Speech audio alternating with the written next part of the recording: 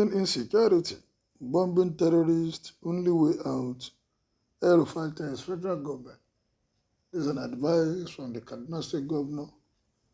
Welcome to the news. And if you have been there, thank you for your support. And if you are new, kindly subscribe. The Kaduna State Governor, Nasir Rufai, has advised the federal government, and he has been saying this for long, that they should go to the camp of these terrorists and bomb them. Yes, people are saying there will be civilian casualty. We have to address an issue that is giving everybody sleepless nights in this country. The casualty may not be more than necessary, but honestly, this should be the right step in the right direction to deal with these criminals that have been terrorizing us as a nation. They have their group, they have their camp, they have where they are saying they are not living among the people. They have their own enclave where they are operating from. These people should be attacked. Then the source of all the weapons that they are getting should be blocked immediately. Following the rising insecurity in the parts of the country, including the nation's capital, Abuja, Kaduna State Governor Nasir Rufai has reiterated his position that the best way to tackle the problem is to bomb terrorist camps and enclaves to push back their menace. The governor, who lamented that insecurity was really setting Nigeria back, said his only hope is that the federal government will use its military might and other security apparatus to deal with the terrorists. That is long overdue. They are waiting for anybody to advise them on what to do. Then they are not ready for the battle ahead. They should go to wherever they are and start bombarding them. What is the essence of the Tucano jets? Why do they bring them in if they know they are not going to use them against these terrorists? We no longer hear about Sambisa Forest like before. And what have they done? What did they do there that make that place to be calm? Have they migrated from Sambisa Forest to another location? Where is that location? There are equipment that can be used to trace the movement of these guys. But what is the federal government doing? Is it that there are people within this government that is protecting these guys? Otherwise, by now, we should be hearing of casualty. We should be relatively calm in this part of the country where this problem is really biting hard. He said, I have always said it, and the people of Kaduna State know that I have been saying it since about 5 years ago, that we should use the army and air force to bomb these people out of existence. There is no way to end this challenge except to do that. According to him, President Buhari was not aware of the threat by terrorists to abduct him until he brought it to the president's notice. Well, we are not surprised if the president said he's not aware. But the thing is, all those retinues of aides, what are they telling him? It shows that they are not telling him the truth, they are not telling him what is happening. As a commander-in-chief too, is he not supposed to know what is happening around him and within the country? Does he not listen to news? Does he not read newspapers? So what are they telling him, those so-called aides? They are just collecting salary without doing anything, or they are shading all this information from him. Anytime he wants to pick the news, they say, oh God, don't worry. Is that what they are telling him?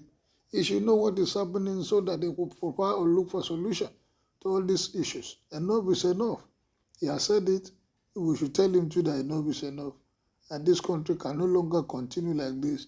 Insecurity, economic hardship, and so many other things. We should be able to live in peace and harmony if our president is living up to his responsibility. Because the commander-in-chief, he should look for those who can do this job. If those there now are not ready and they are not capable, and if his aides are not letting him to know, and if himself as the president, he should be able and he should be willing to ask questions. What is happening? What are the things that we can do? Otherwise, we'll just be going around the same circle day in, day out, and time is going.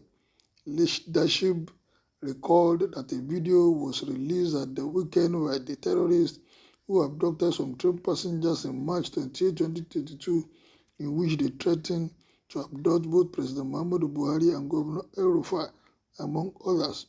Rufai said for the past 5 years, he had been calling for the bombing of terrorist camps wherever they are, saying it is the only solution to the problem. Speaking on the radio program The governor also disclosed that he and his family members had received threats. He said insecurity is a major challenge, and the disturbing thing is that despite our efforts at the state level, the situation is getting worse. It is affecting our efforts to bring investors into the state, and even those that have invested, their business is not moving as expected. According to him, insurgency in the country has grossly affected economic activities, including construction works in parts of the state, and got worse since the attack on Abuja-Kaduna train.